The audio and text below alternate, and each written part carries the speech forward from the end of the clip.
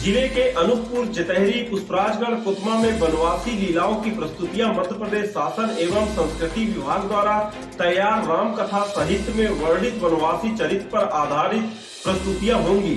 यह कार्यक्रम 27, 28, 29 अक्टूबर को तय हुआ है। मध्य प्रदेश के मुख्यमंत्री शिवराज सिंह चौहान की घोषणा के परिपालन में मध्य प्रदेश शासन संस्कृति विभाग द्वारा तैयार राम कथा साहित्य में वर्णित वनवासी चरित्रों पर आधारित वनवासी लीलाओं क्रमशः भक्ति, मति, सावरी और निषाद राज की प्रस्तुतियां जिला प्रशासन के सहयोग से प्रदेश के 79 जनजातीय ब्लॉकों में आयोजित किए जाने के कार्यक्रम में जिला अनूपपुर के सहयोग से 2 दिवसीय वनवासी लीलाओं की प्रस्तुतियां आयोजित की जा रही हैं। प्रस्तुतियों की श्रृंखला में 27 अक्टूबर 2022 शाम 7 बजे SECL खेल ग्राउंड भीमा ग्राम कन्या स्कूल बदरा में सुश्री सविता दाहिया उमरिया द्वारा भक्ति, मति, सबरी और 28 अक्टूबर को दुर्गेश सोनी कटनी द्वारा वनवासी लीला निषाद राज की प्रस्तुति दी जाएगी।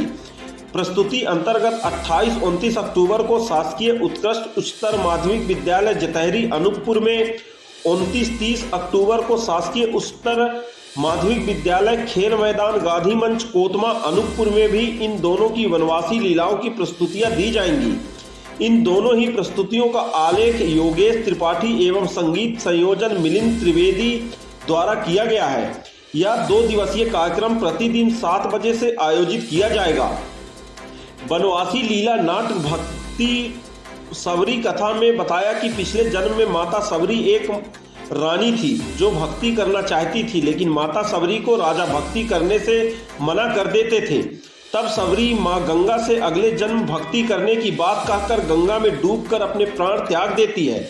अगले दृश्य में सबरी का दूसरा जन्म होता है और गंगा किनारे गिरी वन में बसे भील समुदाय को सबरी गंगा से मिलाती है।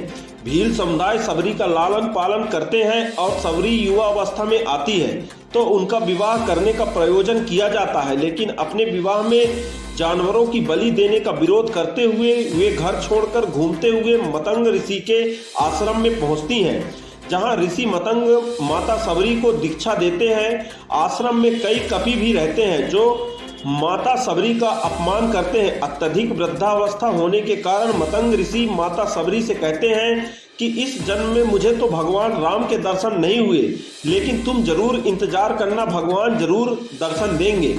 लीला के अगले दृश्य में गिद्धराज मिलाप, कबंधा सुर संवाद, भगवान राम एवं माता सबरी मिलाप प्रसंग वंचित किए गए। भगवान राम एवं माता सबरी मिलाप प्रसंग में भगवान राम माता सबरी के नवधा भक्ति कथा सुनाते हैं और सबरी उन्हें माता सीता तक पहुंचाने वाले मार्ग के बारे में बताती हैं। लीला नाट्य के अगले दृश्य में सबरी समाधि ले लेती है। वनवासी लीला नाट्य निषाद राज में बताया कि भगवान राम ने वन यात्रा में निषाद राज से भेंट की। भगवान राम से निषाद अपने राज्य जाने के लिए कहते हैं, लेकिन भगवान राम वनवास में 14 वर्ष बिताने की बात कहकर राज्य जाने से मना कर देते हैं। अगले दृश्य गंगा तट पर भगवान राम केवट से गंगा पार पहुंचने का आग्रह करते हैं, लेकिन केवट बिना पांव पखारे उन्हें नाव पार नहीं बैठाने से इनकार कर देते हैं। केवट के प्रेम वाणी सुन आज्ञा पाकर गंगा जल से केवट पांव पखारते हैं। नदी पार उतारने पर केवट राम से उतराई लेने से इनकार कर देते हैं। कहते हैं कि हे प्रभु, हम एक जात के हैं, मैं गंगा पार कराता हूं और आप भव सागर से पार कराते हैं, इसलिए उतरवाई नहीं लूंगा। लीला के अगले दृश्यों में भगवान राम चित्रकूट होते हुए पंचवटी पहुंचते हैं। सूत्रधार के माध्यम से कथा आगे बढ़ती है। रावण वध के बाद श्री राम अयोध्या लौटते हैं और उनका राजाभिषेक होता है। लीला नाटक में श्री राम और वनवासियों के परस्पर संबंध को उजागर किया गया है।